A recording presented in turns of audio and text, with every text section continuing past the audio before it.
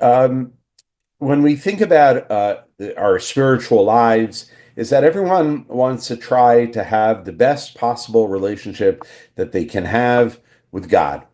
And of course, that requires us, we obviously are found upon the earth, to somehow be able to connect to the heavens. Okay. And we want to try as best as we can to generate some kind of meaningful relationship with God. And the two best ways to do that, in my opinion, is through prayer and study. So when we pray, what we are basically doing is it's us talking to God, right? We're communicating with God, whatever our feelings are, whatever our needs are, whatever our desires are. But when we study, it's the opposite. It's God speaking to us.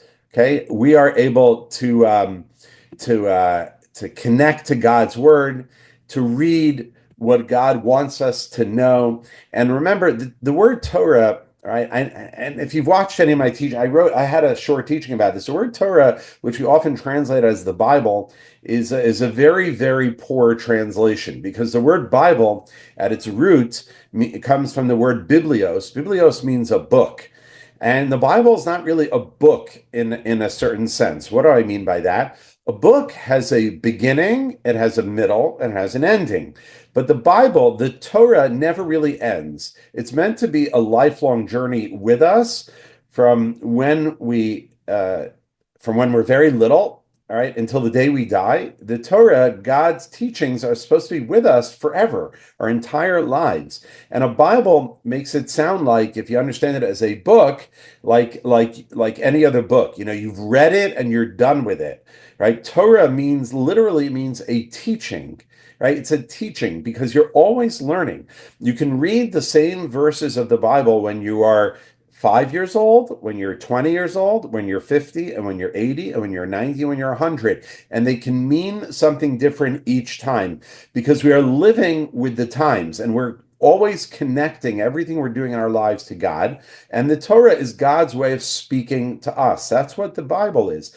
And when you read it, it's not like you read it once, you understood it once, and you're finished. No, it always has new ways, new meanings. The same way that your prayer can have new meanings when you talk to God. God is speaking to us through study. And so we're constantly trying to connect with God. Okay. And the challenge is, right, God tells us, it's in the book of Exodus. God says to Moses, when Moses says to God, let me see you, meaning let me connect with you, let me relate to you, God says, you will not be able to see my face, for man shall not see me and live. Meaning that sometimes it's very hard to connect to God. He's very distant from us. And there are no question moments where we feel very close to God, but there are moments when, God forbid, when tragedies happen and we can't understand how God operates in this world. And God says, okay, a finite being, sometimes it's hard to relate to the infinite. And that's a real challenge in this world. It's not easy to have this relationship. So what we're going to see today, what we're going to discuss today, and you have a little picture on your screen there of the temple. The idea of the temple, we're going to get deep into it, and Solomon's being the first one built, is a way of connecting with God. It's a place where heaven and earth meet. It's not what some people may think it is, as we'll see in a minute, but it's really a place to help us in our relationship with God, with the divine. And so it really begins, the first hint or allusion to a temple in the Bible is found in the book of Exodus. It's not a hint, it's a direct statement. And remember what's going on. The background is that the Israelites have been enslaved in Egypt, and now they are out, they're free people, and God instructs them. This is after they're out. Instructs them, they shall make me a sanctuary, right? And I will dwell in their midst. Okay, so in other words, it seems to be that the temple, the sanctuary, is a place where God can dwell amongst the people. So this leads a lot of people to the mistake, as we'll see in a minute, to think that what is a temple? They think it's God's house, the same way that you live wherever you live in a house. And in your house you have a kitchen, and in your house you have a living room maybe, and you have a salon and a bathroom and whatever. And so God also has a house. And if you look at the picture on the left, you'll see that is the original, a map of the original Jerusalem, the city of David, it was called. And remember, David did not have the privilege to build a temple, but his son Solomon did. And you can see it. I'll point to it up here on the hill at the top. That's today where the gold dome is standing, which is a Muslim building, and the Western Wall is still there, a remnant of the outer wall of the temple of Solomon, not of Solomon's temple, but of the second temple. So, but this is where King David reigned, where King Solomon reigned, but Solomon built a temple on the top there. And we're going to talk today, really, if it's not a house for God, so to speak, then what is it? What is its function? What is its purpose? And so I think a very good place to start is when Solomon um, uh, talks about in the house that he's building, and it talks about the dedication. So let's take a look in the chapter 5 of First Kings, where it says, "And behold, I propose to build a house for the name of the Lord my God, as the Lord spoke to David my father, saying, Your son, whom I will set upon your throne in your place, he shall build a house for my name." What does God tell David? He didn't allow David. He said, "You have blood on your hands," right? David was a very special person, but he was a warrior, and God did not want David to build a house. He said, "Your son Solomon will build it." So now Solomon has reached a point in his reign where he's proposing that he's going to build a house for the name of the Lord my God. He doesn't say anywhere, "I'm building a house so God can live in it," right? I'm not building a house for God to live in it. It never says that anywhere in the verse here. Okay, but he's going to build a house for my name. Okay, and what does this mean? But let's continue. And here at the dedication ceremony, look at this verse. It's finally built. It takes Solomon 13 years to build this house. Okay, that's not because there were delays from the contractor, okay? It takes him 13 years to build the house. And what does he say to the people? They have a beautiful, massive celebration, and I urge you with all my heart to go and read these verses of the dedication. It's so beautiful what Solomon talks about. And he says as follows, "But will God indeed dwell on earth?" Right? He asks a simple question like we're asking now. Is this temple really a house for God? Is God going to really live on the earth? Behold, the heaven and the heaven of heavens cannot contain you, much less this temple I've erected, right? And there's the heavens, which seems to be of infinite space. They can't even contain God. Do you actually think that this temple, says Solomon to the people at the dedication, that I'm building is going to contain God? That it's going to be his house here? Right? Not possible. That's not what it's about. Right? So if that's not what it is, what is the ultimate purpose? And that is really, we're going to drill down. We're going to look at the structure of the temple. We're going to look at different dimensions, different parts of it. We're, like I said at the beginning, we're not going to be able to cover every single part in every area of the temple, but we're gonna make some headway. And so let's move on here. Okay, now your screen should be black now. Don't get nervous. Okay, your screen should be black now. And I'm doing this to demonstrate a point. Okay, if you look at your screen, you see nothing. Okay, now, does that mean that, right, if you're sitting in a room that's pitch black like this, you're looking around, you can't see anything, it's pitch black, it's dark, completely dark, you can't see anything, right? Does that mean that there's no light outside? No, not necessarily. It means that there's no cracks, there's no windows, there's nothing underneath the door for you to see. But however, if there was a window, there would be a little bit of light coming in. Okay. And I'm going to use this for us as a good analogy. Okay. We are in that dark room. We are in a world, and that the world can sometimes very easily hide the presence of God.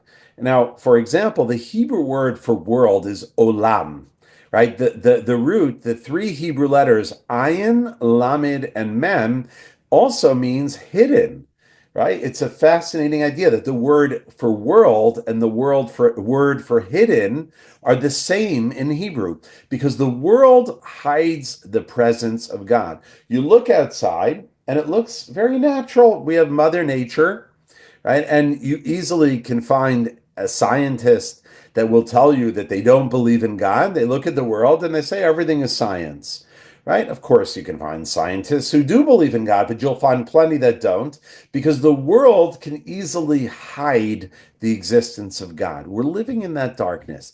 So God gives us this gift, right? And this gift is the temple. It's a place where we can have a little bit of light, that we can get a glimpse into God, into his existence, into his world in a way that we can connect to him. So the temple is like that window. It's a place of light that we can relate and connect to God in ways that we couldn't say without it. And so let's go back to the dedication.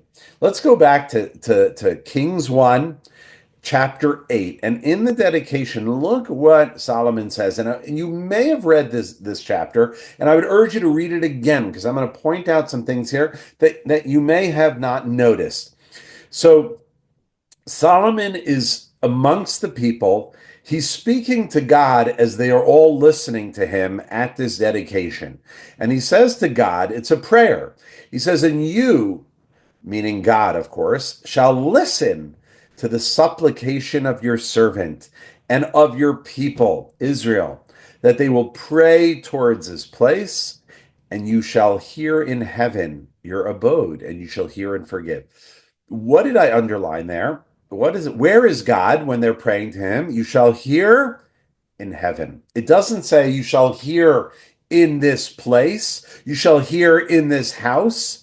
No, because God isn't contained in it, as Solomon said. He is in the heavens. But look, it says they will pray towards this place. And then this is where there's a Jewish custom. Wherever you are in the world, when you pray, you face towards Jerusalem. And if you're in Jerusalem, you face towards where the temple stood, right? And the Solomon here is supplicating God at the dedication, says, you shall hear in heaven when we pray towards this place. That's number one. And look at verse 32.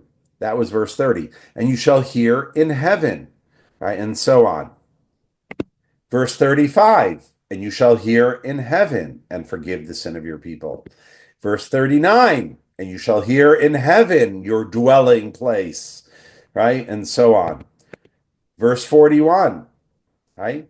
And also to the stranger, meaning to the non-Jew, the non-Israelite, who is not of your people Israel, but will come from a far country for the sake of your name. They're coming to Jerusalem because of you, God. You shall hear in heaven your dwelling place and do all according to that the stranger calls her. Now, the place, this temple is for everyone. It's not just for Solomon and the Israelites and the Jewish people. It's for everyone. And when people come, right, and they pray, you shall hear in heaven.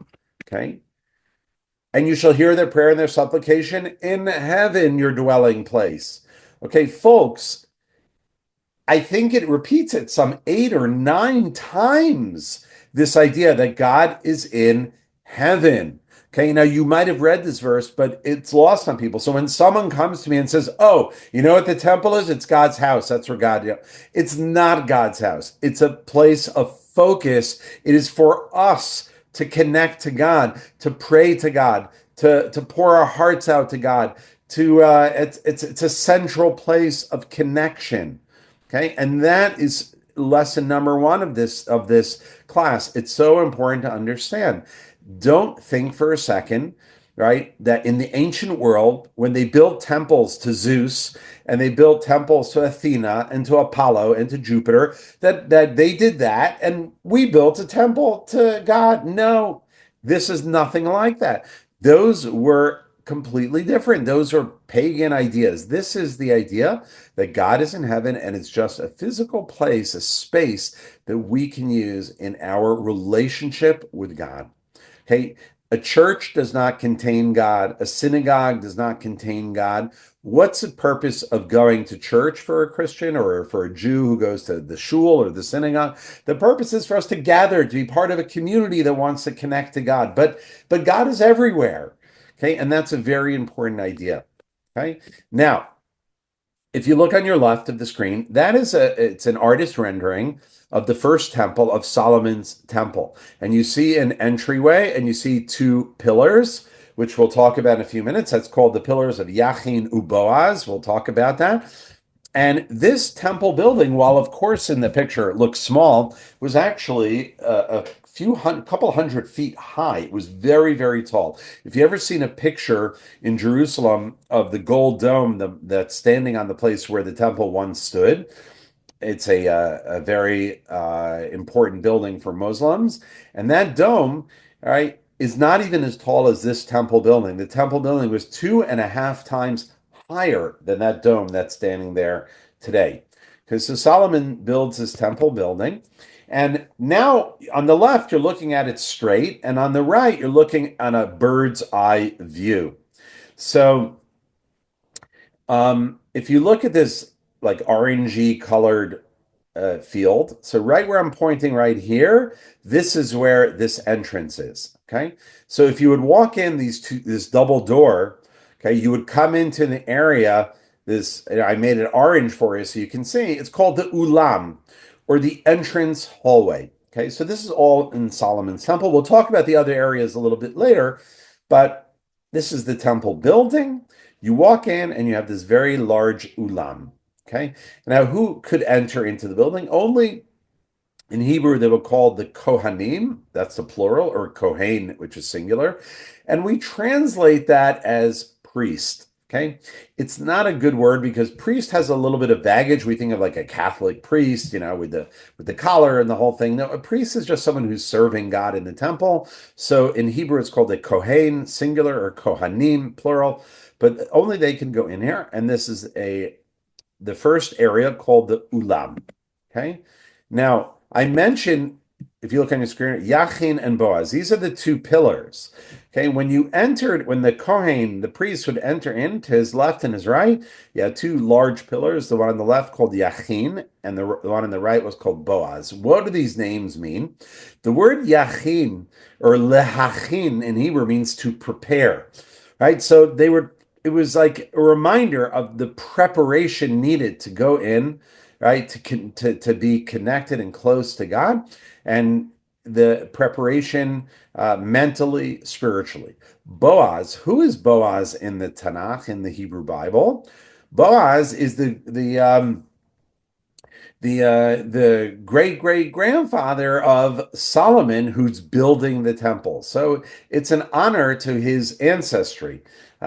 It's a few more greats than that, but Boaz was the one who married Ruth, and if you look at the end of the book of Ruth, right, ultimately it describes the lineage of King David, and King David, of course, gave birth. His son was Solomon. So Yachin is to prepare yourself, and Boaz is the historical connection to Solomon's antecedent that came before him, ancestor that he descends from.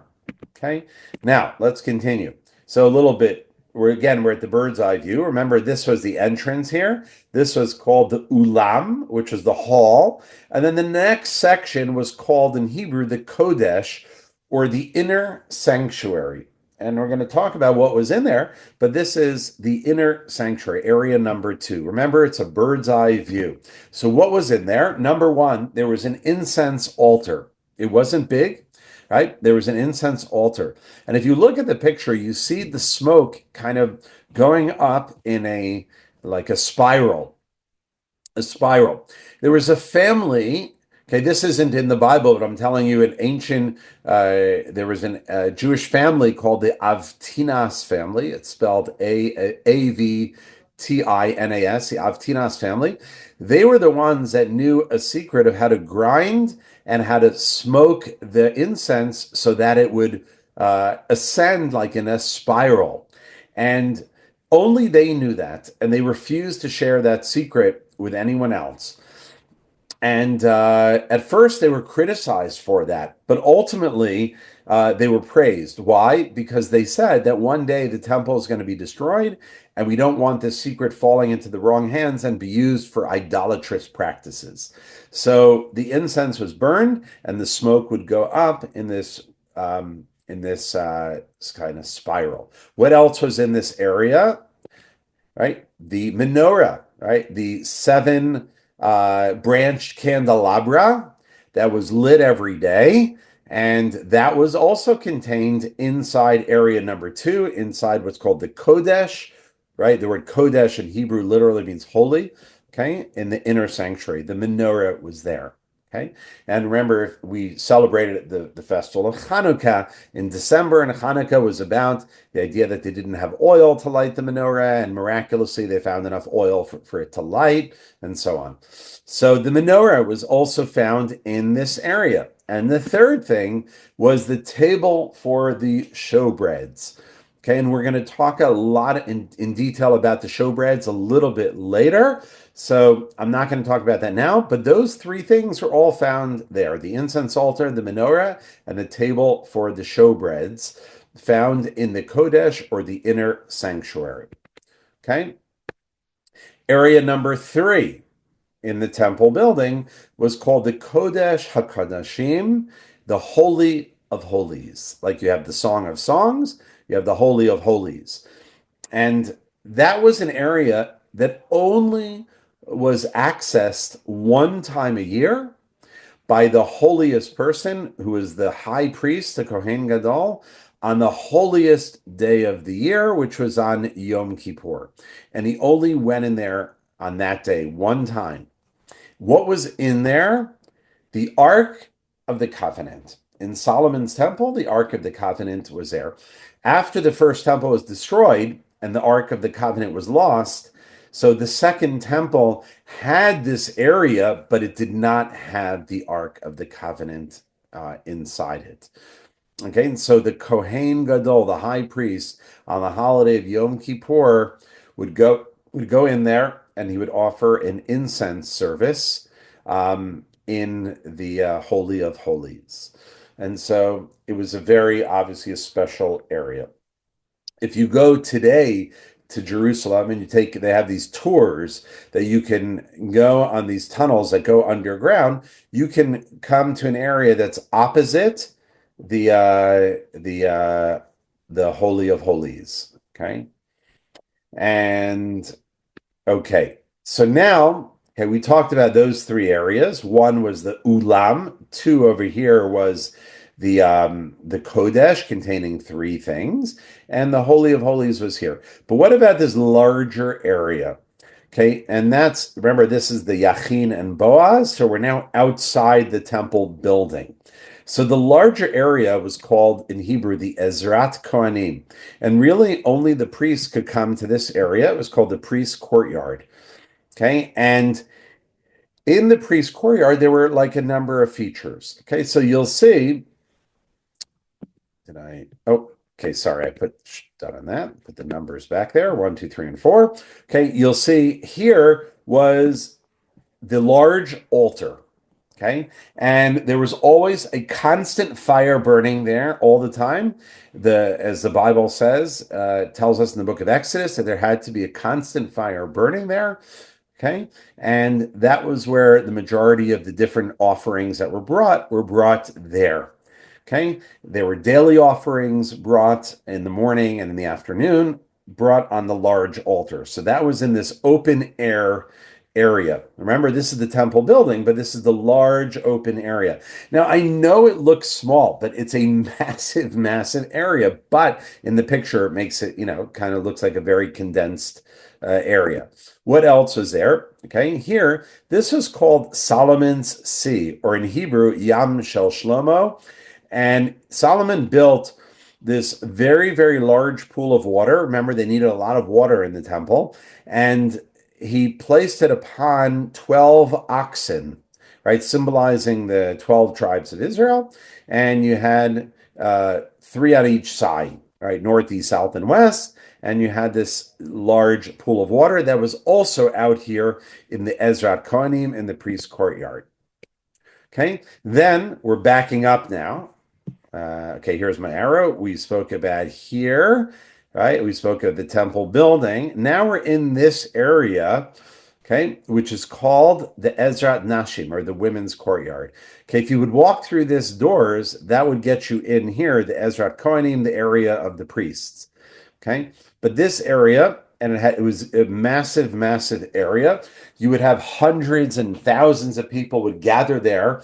Even though it was called the women's courtyard, it was for everybody. And in that area, they would gather on holidays, and there was festivities, and there were four large rooms in the corners, and they had different functions. Some held wood for that was used for the on the burning of the altar, and all different kinds of things that were used, and for different functions. There were four rooms there. And you had also, there were here steps here, 15 steps going up to here. The 15 steps corresponded to there are 15 psalms that begin with the words a song of ascent. Right, there are 15 psalms, a song of ascent, and as you would ascend the steps, they could recite those 15 psalms, and it corresponded to those steps. Okay, and so so far, understand that you have this temple. This was the center of worship. Judaism was a temple-centered religion. What do I mean by that? What I mean by that is that you had when they were in the desert, they had this portable temple, right? It was called in Hebrew the Mishkan. And when they came to Israel, ultimately it was replaced and built by this permanent temple in Jerusalem. So this was the way that a person felt, right, connected to God, connected to history, right? It represented their journeys in the desert. It represented the revelation at Mount Sinai. And now they had the permanent temple in Jerusalem. When they prayed towards this building. There were really no synagogues, right? It was a temple-centered religion. 3 times a year, right, the nation would come to Jerusalem, right? They were called the three pilgrim holidays. Okay, let's not draw, guys, please. And so this building, was the place where people was the focus of the faith of the religion. Now, oops, sorry. All right, sorry, I should have. This is the area that's the women's courtyard, the Ezra Nashim. Okay, now the nation would gather, as I just mentioned, on Passover, on Shavuot or Pentecost, and Sukkot, the Feast of Tabernacles. And they would come, and what would they do on these holidays? So besides generally celebrating, they would bring offerings. And those offerings, part of it was eaten by the people who brought them, part of it was eaten by the priests who brought them, but it was festive. And on the Feast of Tabernacles, they would gather and celebrate, right, the beginning of the rainy season. They would celebrate water. They would have a festive occasion. It was called the Simchat Beit HaShoeva, the festival of the drawing of the water. And it's described in Jewish writings. There would be parties, and people would be juggling, and there would be music, and it was a way of giving thanks to God for the upcoming rainy season, and thanks for the end of the harvest. And that would take place at the fall, right? Around Sukkot time, not around Sukkot time, on Sukkot, on Tabernacles. And it was the end of the harvest, and it was the beginning of the rainy season. So it was celebrating both the past and a prayer that we should have a successful rainy season. And so the festivals were very focused on Jerusalem. Now, after the temple is destroyed, Judaism then becomes, so to speak, a portable religion. In other words, you will have Jews scattered around the world, and they will build synagogues as a way of remembering the temple. The synagogues that Jews go to, they pray within those synagogues facing Jerusalem, facing where the temple stood. And that is why, actually, when there was a group of Jews called the Reform Jews. They would call their synagogues. They didn't call them synagogues. They called them the temple. They called it temples, right? And okay, so let's carry on a bit. The Ark of the Covenant, right? I told you that was found in the Holy of Holies. And I want to tell you a few things about that, some fascinating things. On the ark, there was a cover. The cover, you could see like a little frame around it. Had, in Hebrew, it's called a misgeret, a frame. And on top, there were two baby-faced angels with their wings touching each other and facing each other. And the three parts, of course, was the ark itself, the cover, and there were poles. You could see the poles. And a very fascinating thing about the poles. Okay, we'll talk about them in that direction. The poles were never removed. Okay, what were the poles for? Well, in one sense, they were for travel, right? When they would travel in the desert, they would pick up the ark by the poles, right? There were three sons from the tribe of Levi that their job was to carry the temple from Gershon, Kehat, and Merari. Those are the three sons, and their job they divided up, and they had to pour when the temple in the desert, which was the kind of the porta temple, the tabernacle. Their job was to carry it, so there were poles to carry it. However, listen to what I'm about to tell you: the poles were never removed, even when they set it down and they reassembled in the desert, and they put the Ark of the Covenant in the Holy of Holies. They didn't take the poles out, right? Which was not true of other items. Why not? Why did they leave the poles in there? So listen to this beautiful idea. Because the idea of the poles is that it's a symbol to you, a symbol to me, that the ark, which contained God's word, it contains the Ten Commandments, right? It is portable, meaning it's not relevant to only one space or one time. It is forever. It's always on the move. Wherever you go in the world, guess what? It is with you. The contents of the ark, it is with you. The Ten Commandments, God's presence is with you.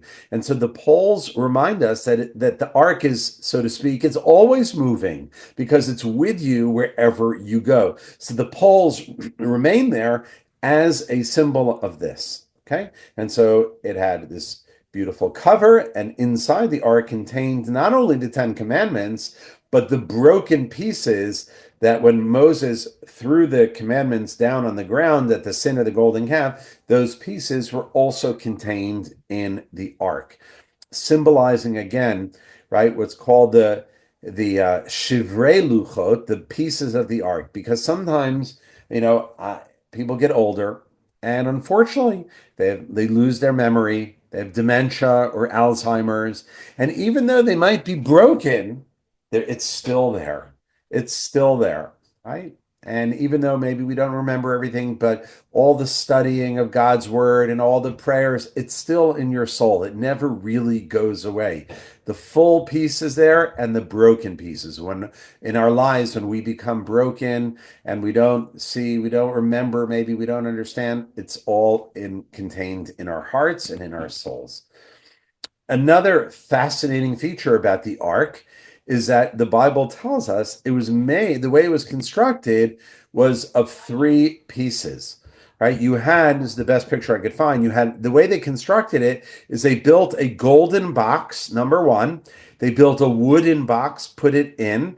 They took a smaller golden box and placed it in, and then put a little frame around it so you didn't see the wood. So what did it look like? It looked like, right, one golden box, but really it was composed of three things, right? A gold box, a wooden box, and a third gold box, right? And there's a lot of beautiful symbolisms of this. Um, the idea, right? Again, like I said, it could represent eternity, right? A coffin, a treasure chest, the Ark of the Covenant has a lot of symbolism. The other thing is there's a Hebrew expression, toho kiboro. The inside is like the outside. When you look at the outside of the ark, it was gold. When you looked at the inside, it was gold. right? It's symbolizing to us that it's never good to be a hypocrite, right? You act in a certain way on the outside, you should be the same way on the inside. All right, look at this. I know the words are tiny, but it says this teaches that any Torah scholar whose inside is not as his outside, meaning who is insincere, is not a true Torah scholar. Right? You can't say one thing and do another, right? And that's how the ark was constructed to remind us that we have to be sincere. Okay. Another is that why was there a wooden box at all?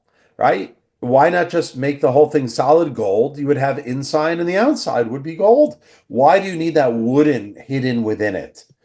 Okay. What is wood?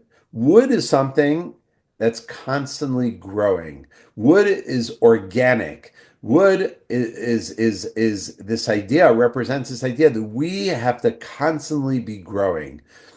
On the other hand, gold, right, is this idea of beauty, but it's stagnation. So we have to grow on the one hand, that's the wood, but we have to retain the beauty of the gold, the shininess of the gold. The permanent poles, we spoke about that already. I guess I jumped the gun a little bit on that one. Okay, so those are four symbolisms related to the ark.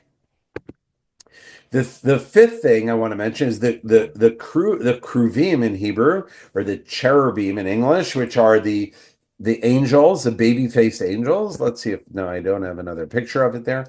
Let's go back so you can see it. The angels that were on top of it. So they were baby-faced. Why?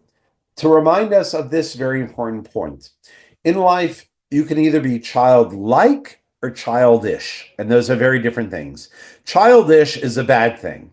And when a person is childish, they're acting like a baby.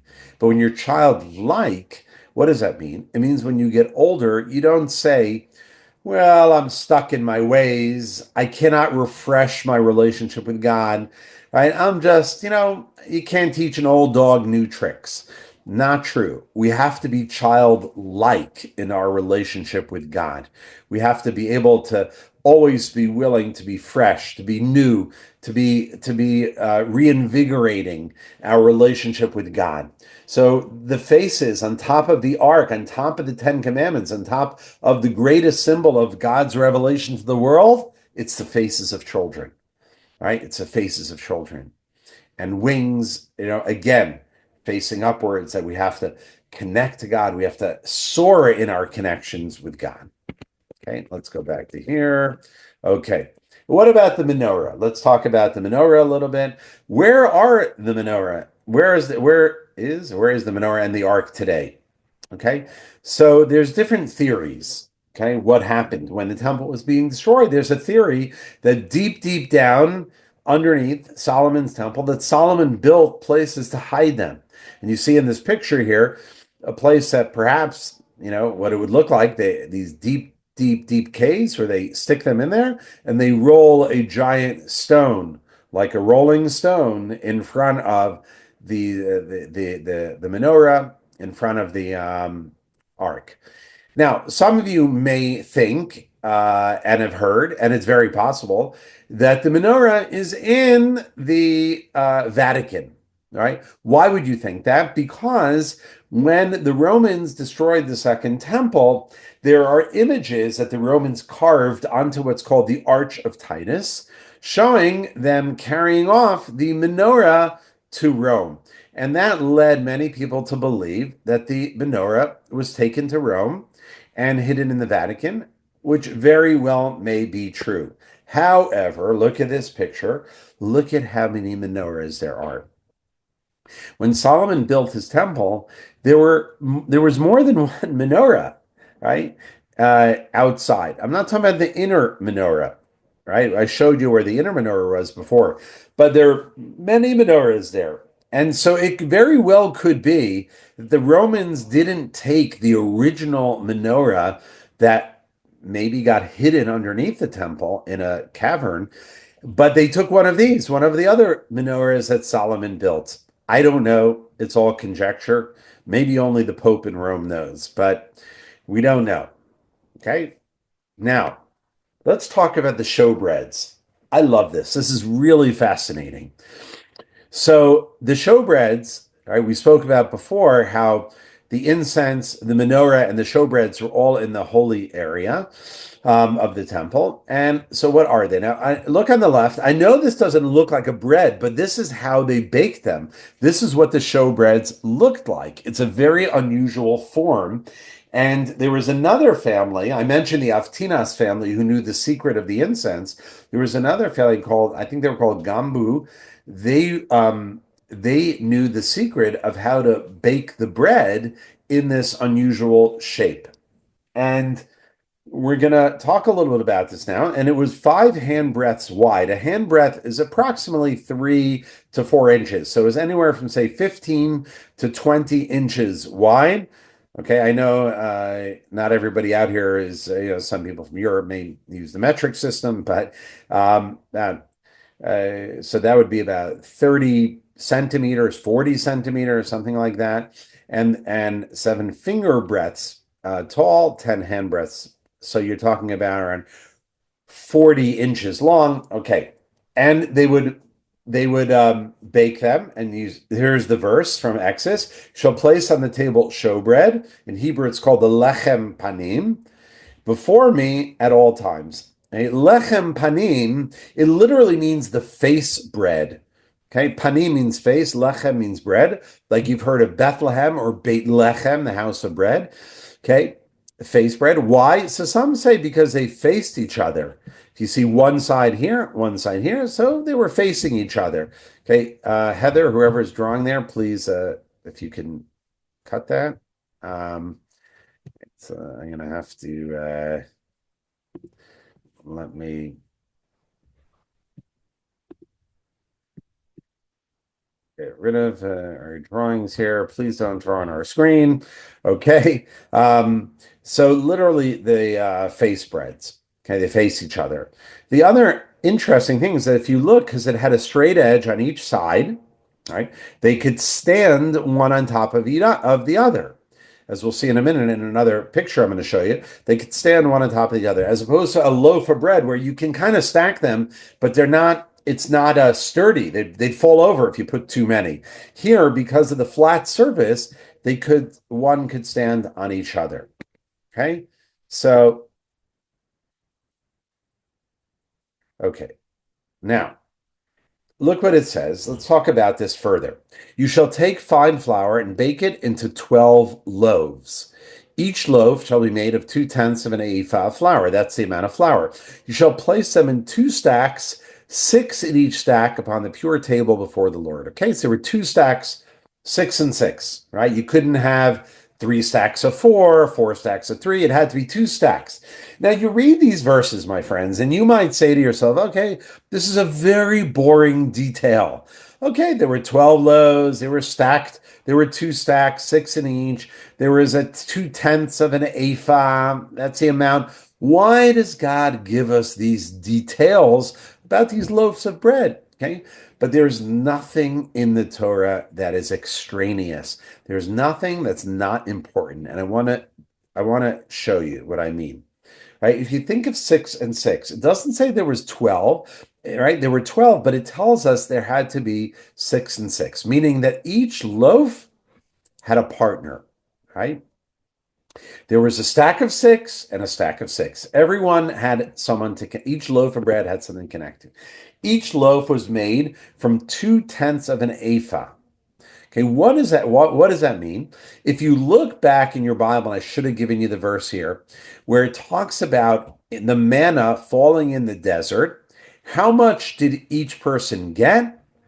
They got, right, 1/10 of an ephah, right? So these loaves was enough, right? It was twice that. It was the equivalent of enough for 2 people. Okay, so number one, each loaf had a partner.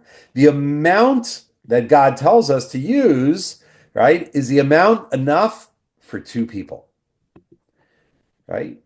What is the message here? What's going on is that when you're eating, right, and you're concerned about having enough money to buy food and sustain yourself, The message of the showbreads, right, is that it's a reminder to worry about other people's sustenance, right? You're never one loaf of bread. Every bread has a partner. The amount is enough for two. You shall place pure frankincense alongside each sack, and it shall be a reminder for the bread. What in the world does that mean? Why is the frankincense? What's the reminder? What's going on? Right? The bread is to remind us again that we have to share, we have to be connected to others. What's the frankincense? Right? That is, again, that's being connected to God. That's the incense, right? In other words, a person should not think that he would make you know that man does not live by bread alone, but rather by whatever comes forth in the mouth of the Lord does man live. So, my friends, this is gorgeous. This is beautiful. The loaves remind us that we don't eat alone. We have to be concerned about other people. They come not in a stack of 12, but six and stick. They each have a partner. The amount was enough for two people. And this frankincense reminds us, okay, with all that said, don't think for a second that you can live by bread alone, right? Everything comes from God, okay? These details, right, when you start to really dive in, this is what we learn, right? And this is how the showbreads, you see a stack of six, and they were stacked, right, on this table, 6 and 6, okay? And that's what they looked like. Friends, so this is our picture of the temple, and we have hopefully giving you some insights here. And here you have an artist rendering of Solomon at that in chapter 8 of Kings 1 at the ceremony here, the pillars. Solomon here praying and speaking to God in front of the people at the dedication of the temple. Another thing I should remind you, the Levites would sing. They would stand on the stairs and they would sing when the offerings were brought. Each day the menorah was lit, and we spoke about this for those who were on our Hanukkah class. The light of the menorahs was not about lighting up the temple. It was symbolic of God's light for the world, the light that went out to the world. And I'm not, these are some things that I thought about talking about, but the priests wore different garments. Every part of the garment had different symbolisms. Maybe we'll do another class just about the priestly garments. And this is for the breastplate that they wore, would had the stones from each of the tribes of Israel, representing, again, the Kohen, the high priest, when he went into the Holy of Holies, representing the entire nation. And so each stone, the Bible tells us the different stones for each tribe.